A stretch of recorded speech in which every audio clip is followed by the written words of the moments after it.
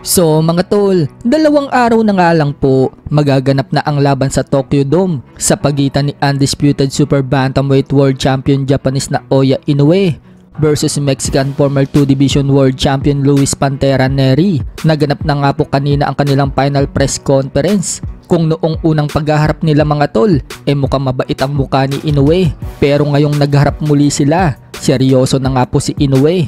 Paliwanag ni Inoue, nakikita umano niya ngayon na maganda ang kondisyon ni Luis Nery, kaya maganda daw ang laban na masasaksihan natin sa Lunes. Pero sa nakikita umano ni Inoue, mukhang kahit bukas, pwede na daw silang maglaban ni Luis Nery dahil parehas daw silang kondisyon na. Matapang nga din pong sinabi ni Inoue mga tol na kukunin daw niya ang panalo sa pamamagitan ng knockout. Yun daw ang gusto niya maging resulta para makita daw ng lahat ng mga manonood na maganda daw ang pagkapanalo niya. Habang bumuelta naman si Luis Nery at sinabing isang Meksikano umano siya, handa daw siyang mamatay sa itaas ng ring. Hindi daw siya basta-basta susuko at marunong daw siyang lumaban. Kondisyon na daw siya at perpekto daw ang isinagawang pag-iinsayo. Maging ang mentally umano niya, prepared na din daw. Pagdating naman daw sa timbang, kuwang-kuwa na umano niya ang tamang timbang. Kaya wala na daw dahilan para hindi matuloy ang laban. At sa wakas, matutupad na daw ang laban nila sa Lunes. Banta din ni Luis Nery mga tol, ina-knockout din daw niya si Inoue.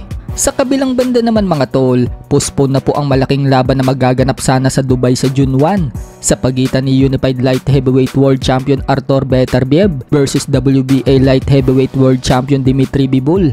Matapos pong magkaroon ng injury si Beterbiev, pero ayon po kay Torky Alalsik, tuloy pa din daw ang laban ng ibang lalaban sa card sa June 1. Kumbaga mga tol, mawawala lang sa event si Beterbiev at Bivol. Sa kakapasok lang po ng balita mga tol, may bago na pong IBF Bantamweight World Champion. Yan po ay sa katauhan ni Ryosuke Nishida matapos niyang maagaw ang titulo na hawak ni Emmanuel Rodriguez ng Puerto Rico. Tinalo po ni Nishida si Rodriguez via unanimous decision sa kakatapos lang ng laban nila sa Osaka, Japan. Bumagsak pa nga po si Rodriguez sa round 4 nang tamaan siya ng body shot. Dahil dyan mga tol, si Nishida na po ngayon ang IBF Bantamweight World Champion. Nananatili po siyang walang talo, umabante na ang record sa 9-0.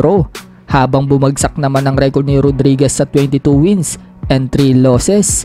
Ang 2 talo po ni Rodriguez mga tol mula kay Naoya Inoue at Pinoy Raymart Gaballo. Sa ibang banda, matapos pong mag-react ni Conor McGregor kay Ryan Garcia, kung saan nagalit si McGregor kay Garcia dahil sa pagpositibo nito sa ipinagbabawal na gamot bago ang laban at pagkatapos ng labang kay Devin Haney.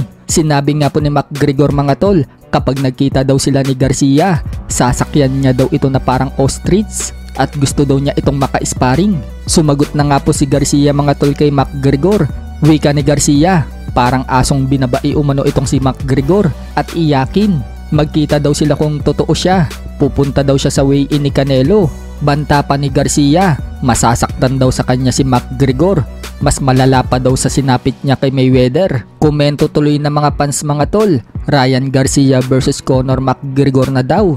Samantala, matapos matalo ni Ryan Garcia si Devin Haney, muling ipinaalala nga po ni Vasily Lomachenko mga tol na panalo din daw dapat siya dito kay Devin Haney. Paliwanag ni Lomachenko, hindi daw niya makakalimutan ang huling laban niya kay Devin Haney. Hindi daw niya makalimutan ang pandaraya na ginawa sa kanya, lalong-lalo na daw ang mga judges. Pero aniya, kahit natalo daw siya, nakatulog naman daw siya na mahimbing dahil alam daw niya sa sarili niya na siya daw ang panalo. So parang sinasabi nga po dyan ni Loma mga tol na hindi ngayon makatulog na mahimbing si Devin Haney sa pagkatalo nito kay Ryan Garcia.